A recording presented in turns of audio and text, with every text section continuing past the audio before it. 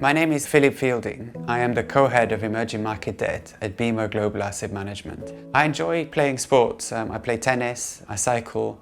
I used to be a big skier. I'm married to my wife Hannah. We have 2 sons.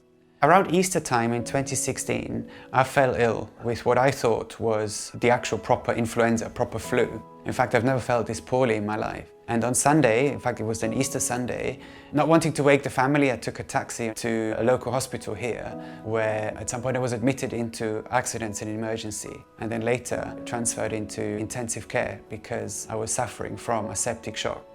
I had multi-organ failure, which required an all-out response from the medical teams that were looking after me to try and just keep me alive. On that same day, they medically induced a coma. I was in intensive care for a total of 5 weeks. When I was brought back from the coma, at first the feet were sort of a purplish colour, and at some point this purplish colour turned the tissue more gangrenous black. It became clear some weeks later that not everything will recover fully. I became aware of the fact that Philip's illness had been more critical and there had been a serious risk that he was going to lose his life.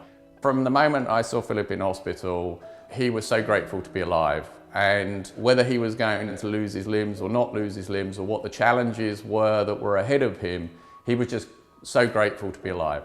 It was the first time I'd ever met Steve Pilot. He came up to the hospital, and Philip was very touched that he'd made the effort to come up and see him, and actually I was. It was the first time I'd met him, and he was so warm and so open, and he just seemed to understand Philip and what we were going through. The recovery process was very long, partly because I was very, very weak from having spent about 6 months in hospital. And a lot of my muscles had wasted away and I needed to rebuild. In fact, I had lost over 20 kilos. From the point I realized that I'll have to have the amputations, in fact it was almost relief, because my feet were at that point pretty useless to me. It was pretty clear that, if things worked out, that Philip would be back at work. He's talking about research, he's talking about reading and contributing to the team. And this is a guy that, is still lying in a hospital bed. I was initially quite nervous about Philip going back to work because he was still very much in his physio sessions, learning to use his new legs, knowing that he wouldn't be taking the wheelchair into work.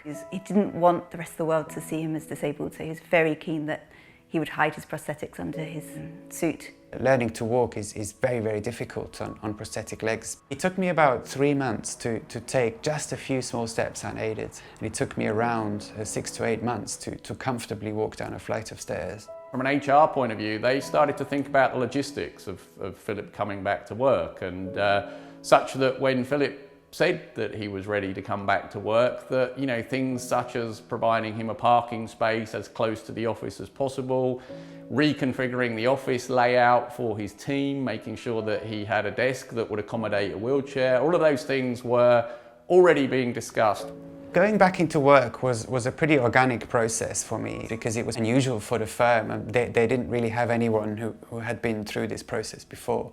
And in fact, you could almost say that we were making it up as we went along. He decided he was going to drive to work, so he would avoid the rush hour trains and being the hustle and bustle, because although he could walk, he wasn't very stable, and it just took a little knock and he'd fall over. Philip turned up in a wheelchair. Then he was on crutches for a while. And then the crutches disappeared and Philip had a wobble for a while. And if you've lived that journey, you know that Philip's story and you know that he was disabled. But if you see Philip today, you wouldn't necessarily know that he was disabled. Many people have disabilities that aren't visible. Many people have disabilities that would make them fantastic employees. Maybe they are good employees because they are disabled. I think if an organization like BMO wanted to hire disabled people, that's very, very important to make sure that they hire people for their merit and for their abilities. And if they are disabled, they then work out what these disabled people need, because their needs can be very, very different. Solutions can be found laterally rather than having to have them in place on day one. Having to work from home in COVID-19 has actually been a blessing for Philip, I think. Not only is he less tired, but he doesn't have to wear his legs all day, which means it gives time for his skin to heal. He doesn't have the swelling and the the pressure of the limbs. And on a Zoom meeting, it doesn't matter what's going on underneath. For me, lockdown is a huge opportunity for the disabled community to enter the workplace and to be seen completely differently.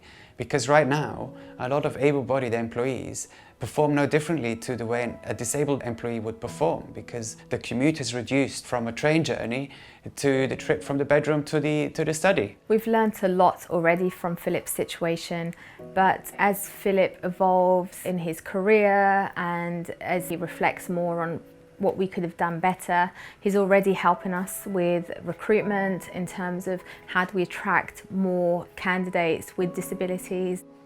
What I've found through my journey is that the more empathic and the more empathy an organisation shows, the easier it is to get through periods of hardship. So if you have someone who can relate to your situation, the journey can become a lot easier. We all like to have a moan here and there, and we always, occasionally look at half empty, but Philip was just half full, and Hannah was half full.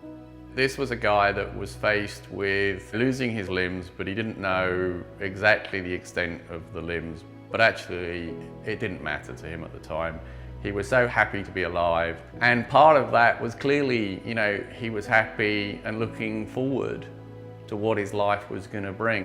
Maybe this experience has shown that overcoming challenges, coming out the other end, so to speak, with less of me than I went in a way, this is something that profoundly changed everything. It has changed the way I work, the way I am with my children, the way I invest money probably as well. It changes the way you look at things, and all of these things taken together make you a different human being, and I really sincerely hope that it's made me a better human being. Well, obviously the boys saw their father go from near death to struggle to recover, and then the recovery with new legs and the physical side of that. But more importantly, they saw how mentally strong Philip was, and that's inspirational for them, because what a role model. That they've learned that no matter what happened to you, he wanted to get back, he wanted to work, he wanted to be a good dad, he wanted to be there for the family. They couldn't ask for a better role model.